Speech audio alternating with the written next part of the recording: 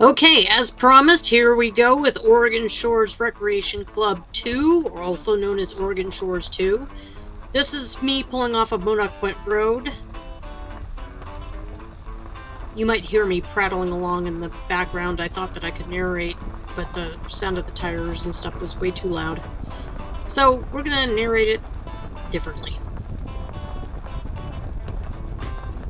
This is the stick-built only section of Oregon Shores 2. There's some areas where you have to do stick-built only, and there's some areas where you can have manufactured homes. There are CCNRs in these Oregon Shores, both of them. Oregon Shores 1, separate entity. Oregon Shores 2, separate entity, but both have CCNRs. Both have HOAs. Some of the CCNRs say you cannot camp on them with your travel trailer, even if you're building. That question comes up pretty often when people are asking about Oregon Shores 2. Here's the website for Oregon Shores Recreational Club 2. Lots of FAQs and information on that, so go take a look at that if you are interested in Oregon Shores 2. Lots of undeveloped land here. Kind of an ironic fun fact about Oregon Shores 2.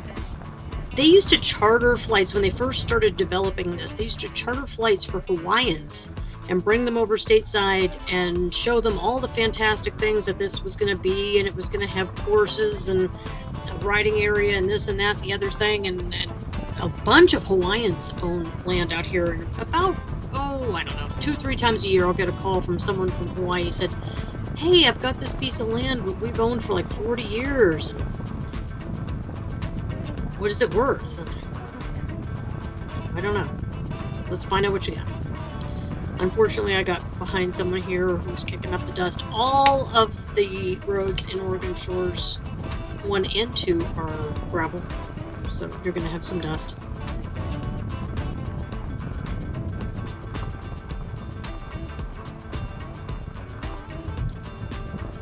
There's not a whole lot that Oregon Shores 2 can do about some of these overgrown lots. I know that some of the complaints from the neighbors are like, I'm sick of looking at this.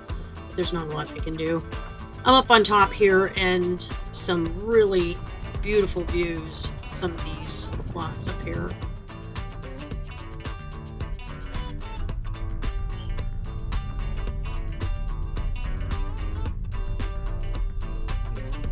And there's my little co-pilot, Tawny. Tawny came along for the ride today. Tawny is a almost 7-year-old. No, I'm sorry, she is 7 years old. She just had a birthday. She's 7 years old. Happy on AKC champion, a bunch of agility titles. She's a good girl. But back to Oregon Shores. Like you said, Oregon Shores 1, there's lots of street signs. If you have any information about the lot you're interested in or the lot you own, you can probably find it. I know I made a video where it talks about landlocked properties, and you might not be getting to the lot you're interested in or lot you can own, but not the case in Oregon Shores. This is a new construction. This is pretty exciting. Pretty much finished up there. They're buttoning that one up. I ran into another new construction with sticks in the air down the road, so there's things happening in Oregon Shores. And if you looked at Oregon Shores maybe 10-15 years ago and wrote it off because there was blue tarps and tires on the roofs of some of these houses and some of the yards looked like an appliance graveyard, not the case. There's been some folks joining the HOA of Oregon Shores and taken up in the saddle and grabbed the reins, and they are straightening Oregon Shores out. It is a different animal than it was when I first started doing this years ago. Just like Oregon Shores 1, this is a community well system. There are 3 wells that service Oregon Shores 2. It's a nominal fee to hook up. I can't remember what it is now because they've been doing some changes to their fee schedule and doing some revisions to their HOAs as well. I want to say it's around $2,000 to hook up to the water in Oregon Shores 2, but don't quote me on that.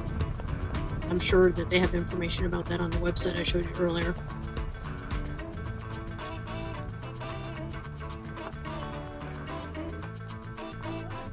So I'm just picking random roads that I tried to pick ones that have more development, and there's some of these roads that there's a lot of nothing for quite a ways, so I was trying to drive around where there are houses. Well, there I just clipped out a section where there was a whole lot of nothing for a while.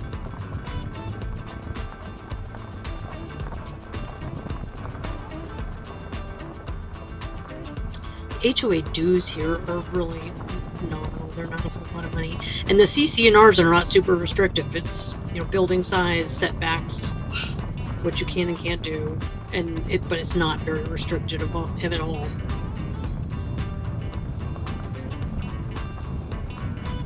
You can't live in your RV full time for sure.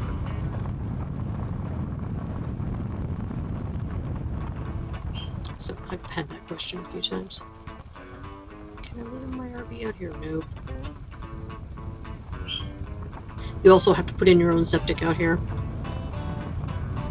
They do not have a septic system. They do the road maintenance though. They have a tractor and they go and plow in the winter.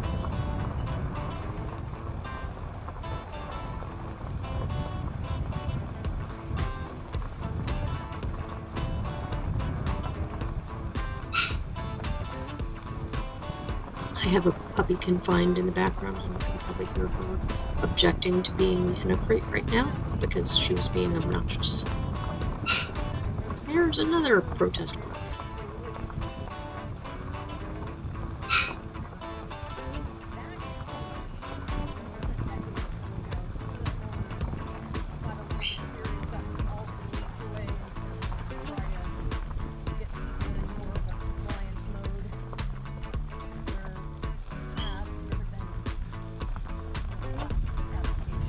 Lots of undeveloped lots out here. There obviously, you can tell there are quite a few houses out here as well, but lots of undeveloped lots and open spaces.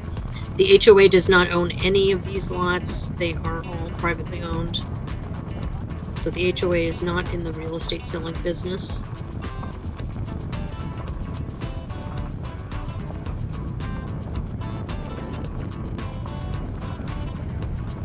A bunch of these lots out here are owned by speculators, that they bought these lots back 10 years ago for next to nothing at the tax foreclosure sale when everybody was giving up on their lots and letting them go back to the county.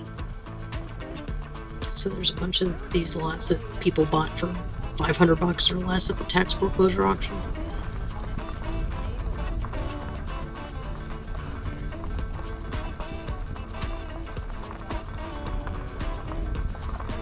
Bunch of little, I meant to talk about this, a bunch of little cul-de-sacs and little side roads that some of them have houses on them, but some of them don't.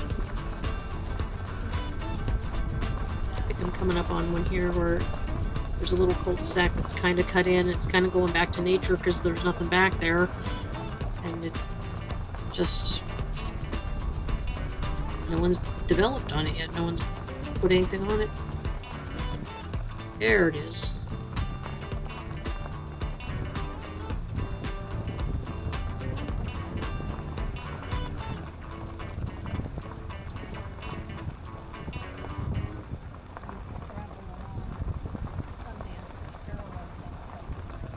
Guess I should have clipped some of this out. I think I'm running on Sundance here to South Chiloquin Road, which is pretty major thoroughfare through.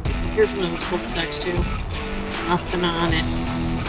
So it's kind of going back to nature a little bit.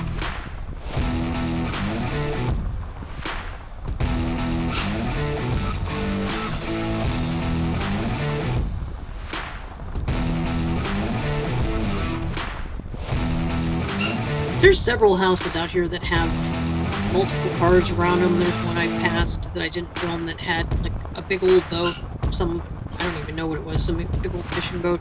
So obviously the HOAs aren't terribly restrictive about what you do. You know, live and let live type thing to some extent. So here we are turning onto Meadowview, which has the maintenance shop, and there's an 11-acre community lot back here.